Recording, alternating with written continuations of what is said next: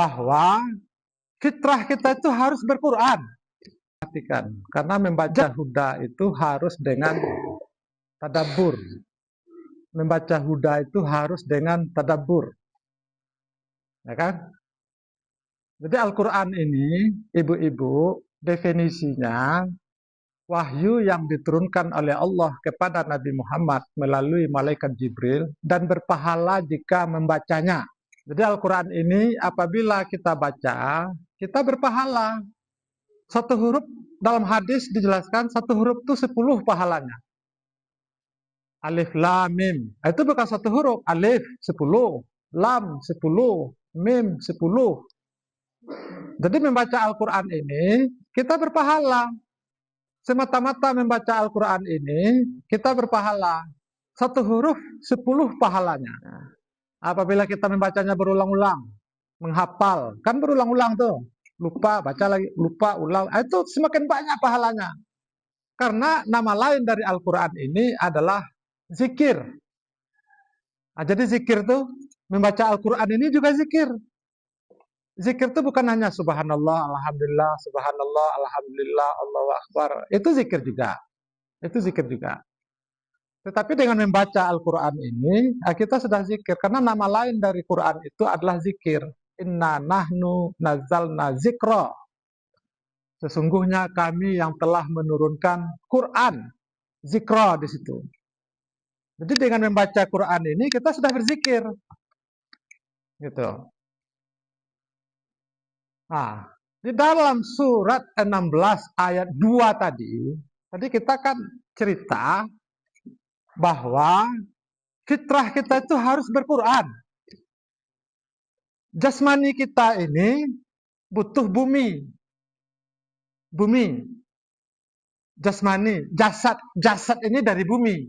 Jasad kita ini dari bumi dia. Manusia kan jasmani dan rohani ini. Manusia kita ini jasmani dan rohani. Jasmani kita atau jasad kita itu berasal dari tanah, dari bumi. Makanya kalau sakit, jasad kita ini sakit, obatnya kan dari bumi. Pel-pel itu kan dari tumbuh-tumbuhan, dari bumi dia. Manusia juga bukan jasmani saja, tapi rohani. Ruhnya itu dari Quran. Maksudnya apa ruh dari Quran ini? Nama lain dari Quran itu ruh. Itu yang tadi dibaca dalam surat 16 ayat 2 tadi. Yunazzilul malaikata birruh. Dialah Allah yang telah menurunkan malaikat dengan membawa wahyu. Dengan membawa Quran. Dalam ayat tadi itu kan. Coba kita lihat lagi.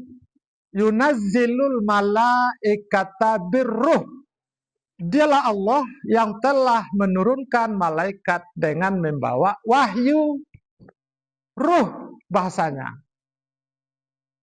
Jadi rohani kita ini butuh Quran. Rohani kita ini butuh Quran. Makanannya itu ya Quran. Caranya zikir, baca Quran. Gelisah, hidup tidak tenang. Jasad kita kan bisa berpisah dari bumi. Karena kebutuhannya dari bumi. Begitu juga ruh kita ini nggak boleh berpisah dari Quran. Makanya acara-acara seperti ini disebut orang santapan rohani kan. Gitu. Untuk ketenangan jiwa ini, ketenangan jiwa. Kalau jasmani kita sakit, obatnya dari bumi. Ke dokter dikasih pel, dikasih itu kan dari bumi semua tuh, diolah. Tapi kalau rohani kita ini, saya sholat kok nggak pernah khusyuk ya. Kadang-kadang lupa rakaat ya. Minum badrek. Minum paramek. Nggak mempan kok. Karena rohani. Saya ini kok nggak puas-puas ya. Dapat 10 ingin 11. Dapat 11 ingin 12. Dapat 12 13. Minum paramek. Nggak bisa. Baca Quran, baca selawat, banyak zikir. Itu obatnya. Ala bizikrillahi tatmainnul qulub. Ketahuilah, dengan zikir kepada Allah, jiwa akan menjadi tentram. Jiwa akan menjadi tenang. Kalau tidak tenang-tenang jiwa. Berpisah dari Quran ini tidak tenang jiwa. Dapat 10 ingin 11, dapat 11 ingin 12, dapat 12 ingin 13. Nggak puas-puas. Pikirannya dunia aja, dunia aja, dunia aja. Materi aja, materi aja. Jasmani aja, jasmani. Rohani. Apa gunanya harta berlimpah kalau jiwa nggak tentram, jiwa nggak tenang? Makanya orang mukmin tuh harta tuh sebagai alat untuk taat. Ya. Afa hasibtum annama khalaqnakum abasa wa annakum ilaina la turja'un. Apakah kamu mengira bahwa kamu diciptakan percuma saja, kamu tidak akan kembali kepada kami? Kamu diciptakan tuh untuk ibadah, untuk melaksanakan ketaatan.